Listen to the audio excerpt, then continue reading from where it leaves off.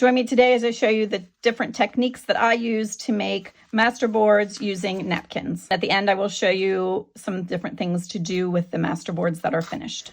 Hi, this is Gigi from Hickory Art Co. And today we are going to do another video that goes with the hashtag Scraptember 2025. That is a challenge put on by Seven Plaza and Crafty by Tony. And it is just a way to use up some of the things that you have around. So I'm going today to work with some napkins. They do not have to be fall napkins. They can be anything that you like. This happens to be what I have on hand. I also had some Christmas ones, and you can even mix and match within the same masterboard that we're going to be making. But for today, for my video, I am just going to be using this one type of napkin. So you will need, again, any napkins that you have. You will need some 12 by 12 papers. I pulled some that I know that I would not necessarily use, but I'm going to use the back of them. And then there are some other ideas I have as well that I will explain as I go along. You will also need either Mod Podge, I prefer the matte, or I also have some matte gel medium. I have the Liquitex Basics. So either of those will do. And then you will also need a paintbrush. And then some other things I'm going to use along the way are some scraps of some book pages and possibly some stamps, and we'll just see how we make out here along the way. Okay, so to get started, the first thing you're going to have to do is take your napkin and you're going to have to peel the backing off of it. So whether it's a 2-ply, sometimes the nicer ones are 3-ply, you will need to pull the backing off. I usually just look for a corner that maybe I can get some move in here, and then just peel it apart. You can also take 2 pieces of Scotch tape and peel it apart that way as well.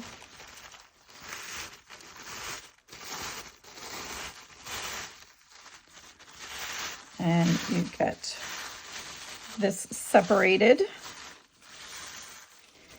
Now for this napkin, I don't always have this happen, but as you can see, the back of the napkin also leaves a nice image. So that could be used for this same technique, just you will just have a lighter, more transparent version of the napkin on top. Or this could also be used if you're working on one of our old ephemera storage books. This would be a nice piece to use to cover some of the pages in there. These napkins were just from the Dollar Tree. All right, so I have 2 here now that are separated from their backing. Use whatever technique works for you for that. And we can do this several different ways. I'm going to show you a couple of different techniques. The first one would be to just lay this down on here, slather it with the Mod Podge or the Liquitex gel. One of my napkins, let me see what size these were. They were 11.8 by 15.7 inches. And that fits on my 12 by 12 piece. So we're going to do this technique first. This is probably the easiest of them. I'm going to use the Mod Podge for today. And actually, I want to remove this weird little piece here at the end.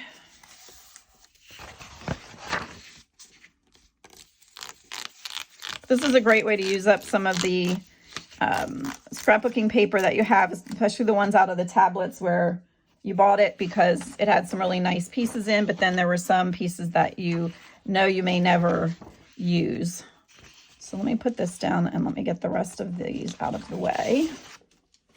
And we'll talk about those in a minute.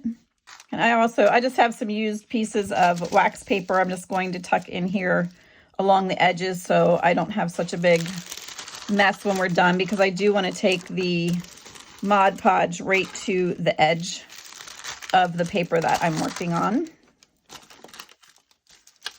Okay, and you can use whatever you have to protect your work surface.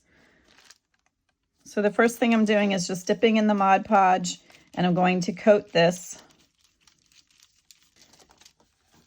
And I'm just going to do maybe a quarter of it at first. I'm not going to coat the whole thing. This way you don't feel like you have to work quite as quickly either, as if you coat the whole thing and then have to worry about some of it starting to set up. For this first one, I'm using the napkin hole. So I'm just going to place this down. I'm not worried about it getting wrinkly. Most likely will. That's just going to add to the vintage look of what I'm going for in the end. And then I'm just going to keep going.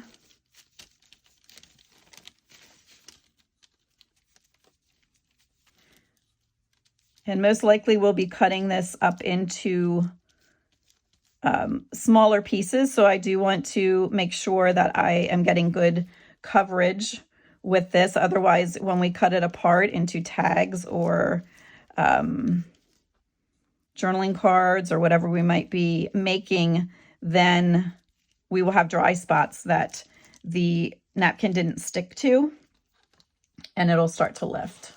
So I'm just going to go across here again with a little bit more. Again, I'm just patting it down. I'm not all freaked out about wrinkles or anything. And I'm just going to hit this last section and going right out to the edges.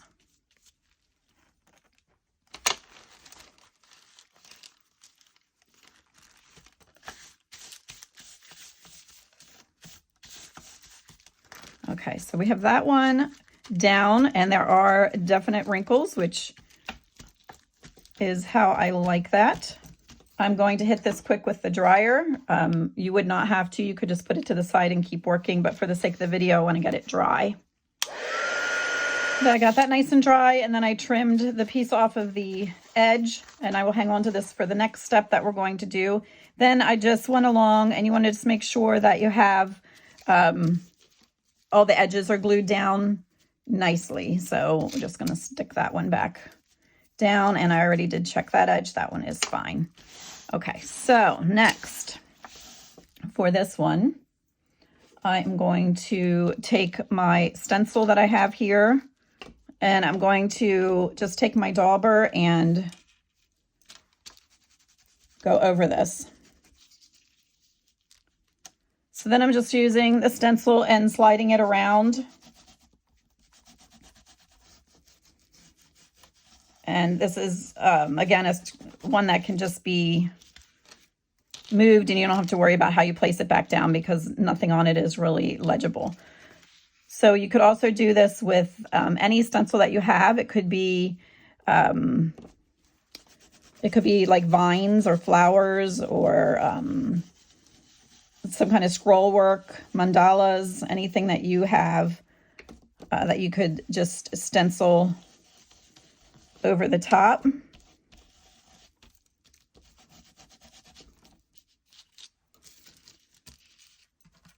And then if I was not working on a video, I would do the whole thing in the stencil and be done with it. But just to show you something else that you can do if you don't have the stencils, I have these stamps that also you can't really read what is on there. So I'm going to just finish it off with that and just placing that around.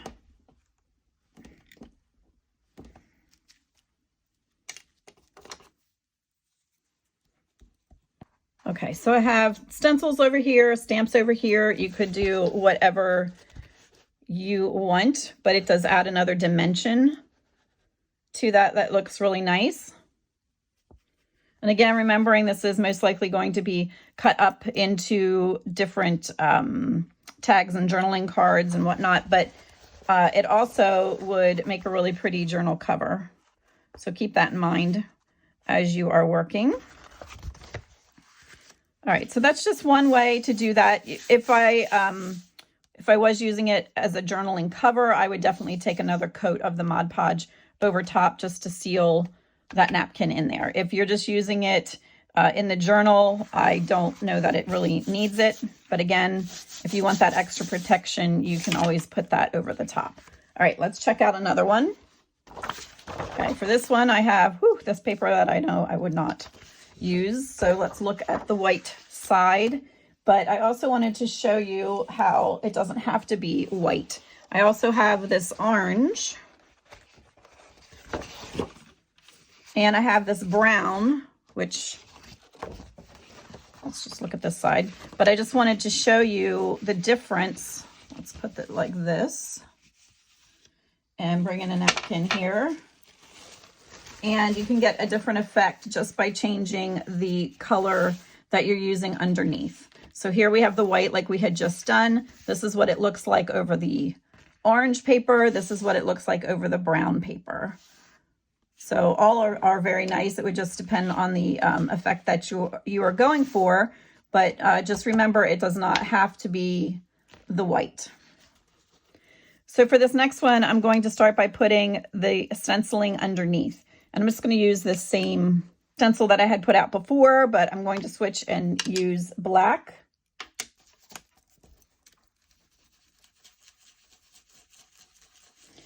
So we're going to be putting the napkin over top of this. So it needs to be a permanent ink that you are using when you're doing it underneath, because if not, the ink will react to the Mod Podge or the gel medium. So if you're going to do the stenciling or the stamping first, make sure that you're using a permanent ink pad.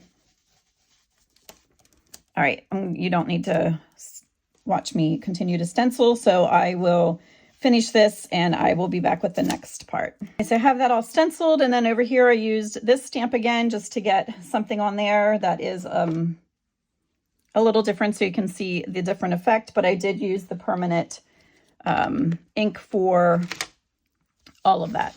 All right, now just to make sure that is set up, I am going to hit it with the dryer for a minute. Okay, and you can, of course, go ahead and do what we just did on the last one, how we coated it and laid it out. But I'm just wanted to show you how it looks if you do more of like a collage. So I have this strip that I cut off from the other one, and I'm just going to tear it into pieces. And I don't bother with I know some people use water, which is a good idea, I guess, if you need to get something exactly around a particular part of your napkin. But for this collage type of thing, I am just tearing it into pieces. And however it works, it works.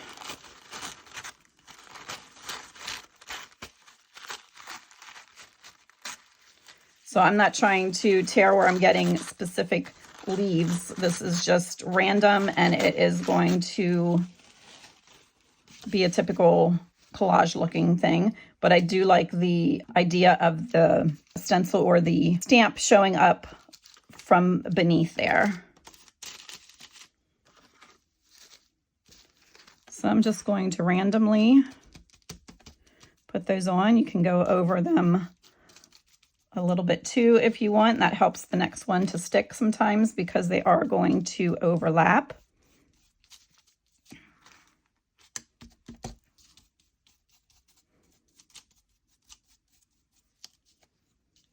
And again, there's no thought process in this right now. It's just random pieces of napkin being put down.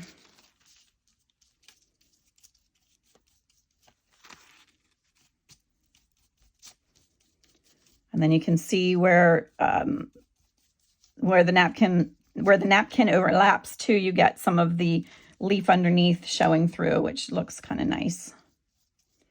And again, your napkin will be totally different, whatever you have. Just go ahead and work with that. I'm just showing you different techniques. And then this type in particular will be nice for a fall type journal or a Halloween journal. I have Christmas napkins too. I will probably do this again with more of a Christmas theme. And then once it's cut into different tags and journaling cards or whatever you're making, that will be good to just tuck aside for when you're working on a particular themed journal. If you have floral napkins, that will also work, of course, and would be nice in any journal. I would like to find some napkins with mushrooms on, so I'm going to be keeping my eye out for those. Oops, I think I missed a spot here. And actually, I just thought of something that I forgot to do on that last one, so I will get that back out in a second and do that. All right, I'm going to continue with this. I'm just doing the same thing all over the entire piece. Again, not worrying about wrinkles. And I just have a little bit of some scraps here yet, so I'm just going to maybe choose some places that could use another one and just overlap.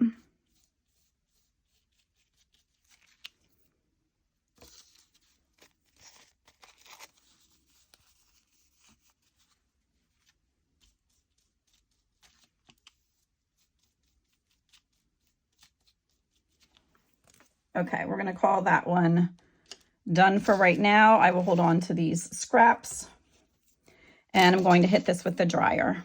Okay, so we have another one finished. It looks really nice with the stenciling of the old writing showing through the back. And I like the idea of the collage. Let me pull up the other one.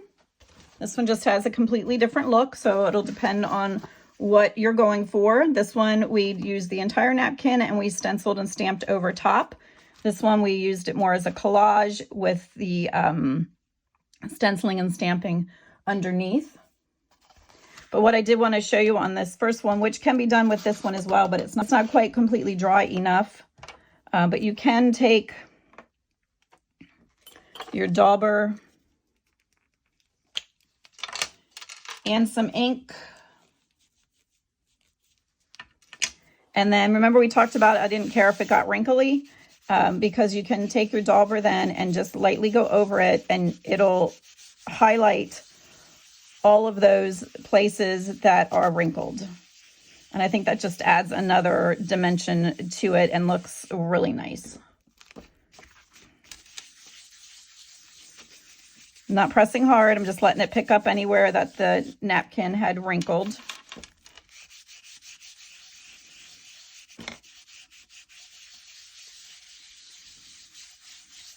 So anyway, you get the idea. I would do that over the whole thing, and it just highlights the wrinkles in the napkin.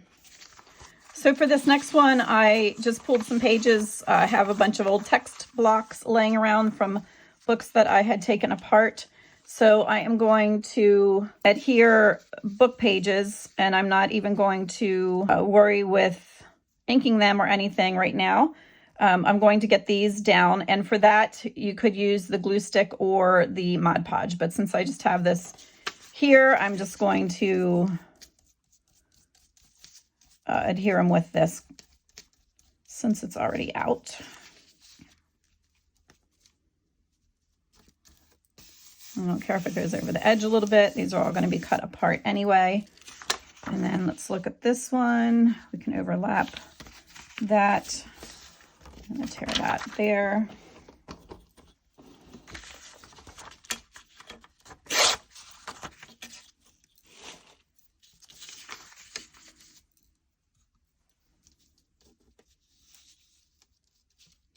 You can apply it to the page or apply it directly to the background paper. Again, just kind of making sure that you get full coverage so that when you cut them apart, they are, that they don't have any dry spots where they can fall apart. But you can always stick glue in there if that happens. All right, put this one on here.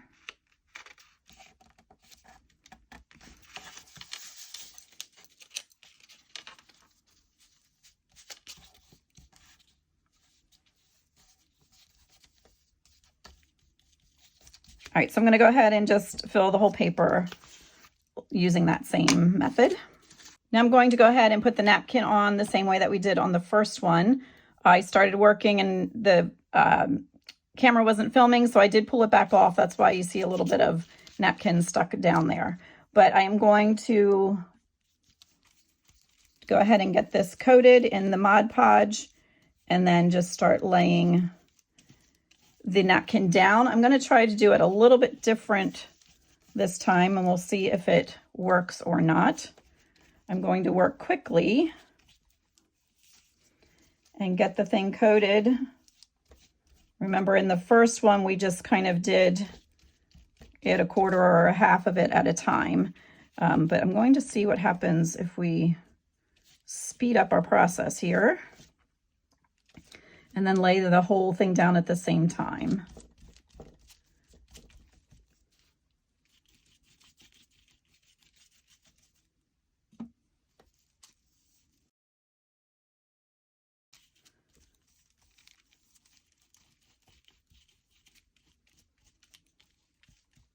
Okay, we have the thing coated. Make sure there's no dry spots. And so I took the napkin and I just have it loosely folded with the right side in, and I'm going to hold it. That was just so I could get a hold of it. Now I'm going to just place it down like this, putting the center down first, and then just letting it fall. Again, don't care about wrinkles. And there we are.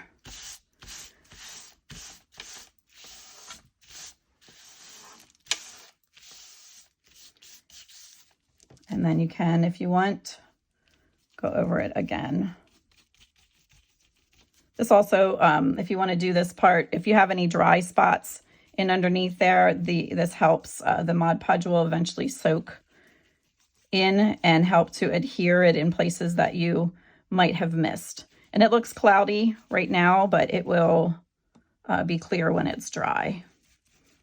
I prefer to use the matte on everything that I do with the Mod Podge.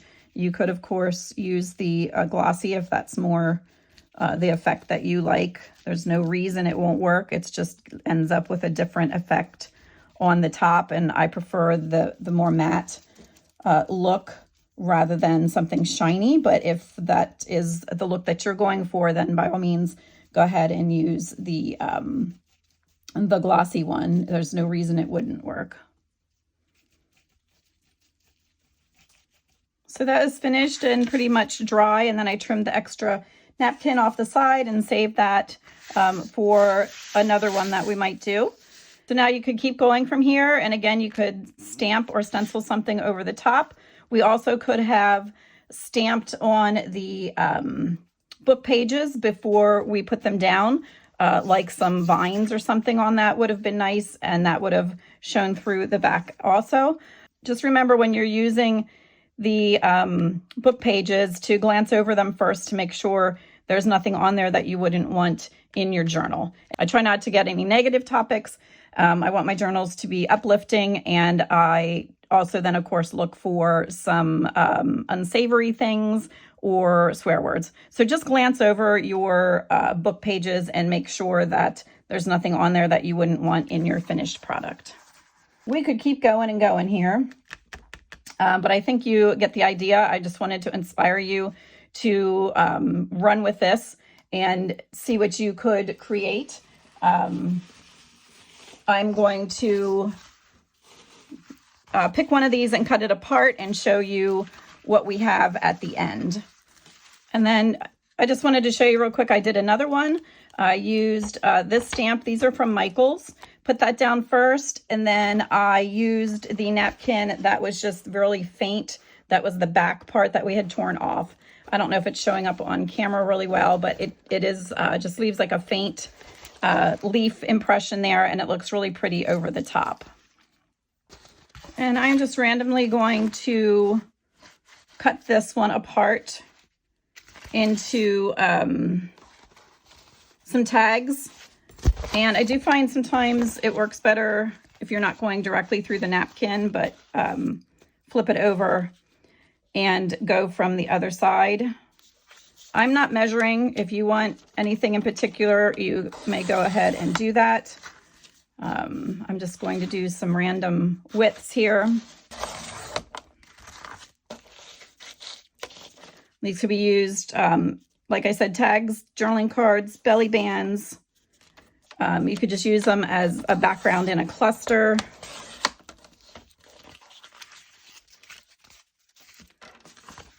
So I have them this way. So now I'm going to just turn and cut a few. You could just even store them this way if you want, till you know what you want to do with them. I'm going to just cut some into some lengths for some tags or some little journaling cards. And then, of course, to make a tag, you could just trim the corners off.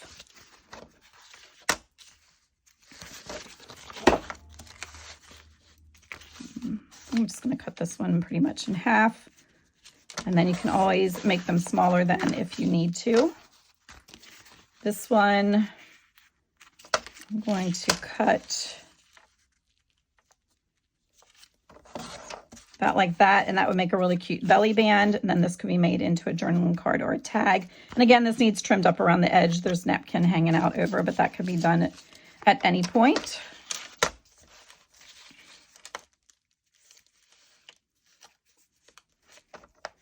If you like all your tags and cards to be a specific size, then you can go ahead and measure. I'm just cutting. I think we'll do a tag and a small card out of this one. So this is what we have. So out of that one piece, I have 1, 2, 3, 4, 5, 6, 7, 8, 9, 10 other pieces that I got. So I'm just going to pull one random one here, and I'm going to trim around the edge. And then I have some scrap coffee dye paper here that I am going to put on the back, because when someone flips a tag over, we do not want them seeing that.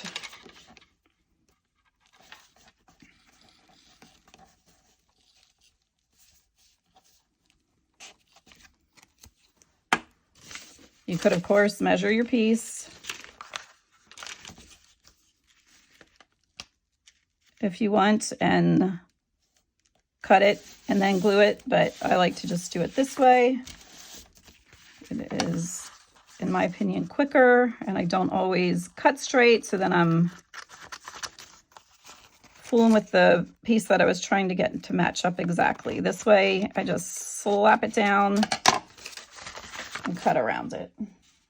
Okay, and if we want to make this a tag, I'm going to use my credit card that I had just cut the corner off of, and we'll just line that up top and bottom, snip that off, and then you can pick this up and cut from there, or you can simply flip your credit card over and make another cut, and then we have a nice looking tag.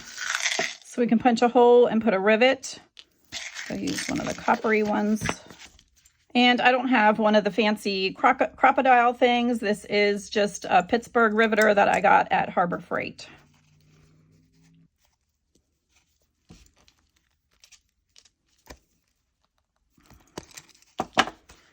And there we go. So I'm going to ink around the edges of this, and then we're going to see what else we could apply here just to quickly finish a tag.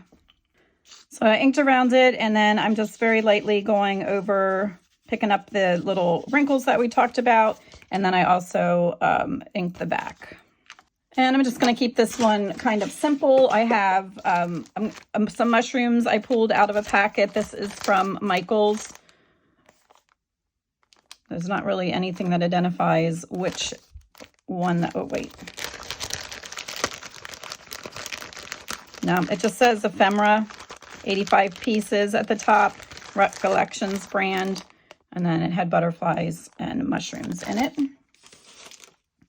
So I have this one that I pulled out. I'm going to ink around that and get that nice and dark. So I inked around it, and I'm just hitting it a little bit with some of the black soot around the edges, just so it kind of pops off of the card a little bit. Okay, I'm just going to keep this one simple for the sake of the video. I have a stamp I'm going to tuck in there, and then somewhere I have So coffee dyed numbers. So we'll just do that. Just wanted to give you an idea what one of these finished would look like. And if you have the tags already cut and in your stash and need one, then it's very easy to just pull one out and put some embellishments on it that go with the journal that you are working in at the time. So you can store the masterboards full, or you can store them already cut apart into pieces.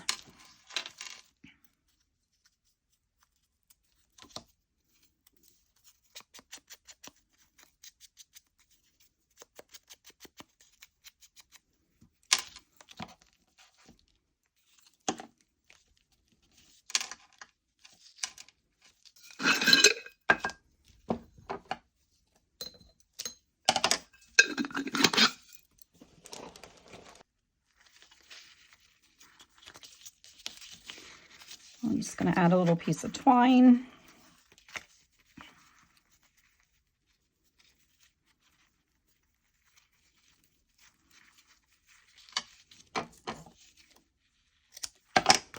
And then just like that, we have a little tag that is ready to go.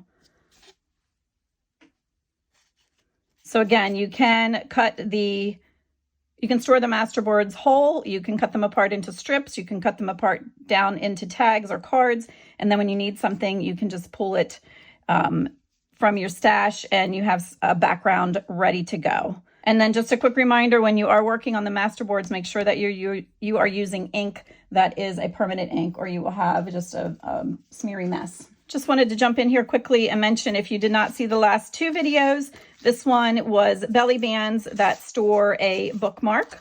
So go ahead and check that one out. And then this one was my bingo card portfolio that has a lot of flip flaps. And I show you how to do that. You do not need to necessarily have bingo cards. I will put the links in the description.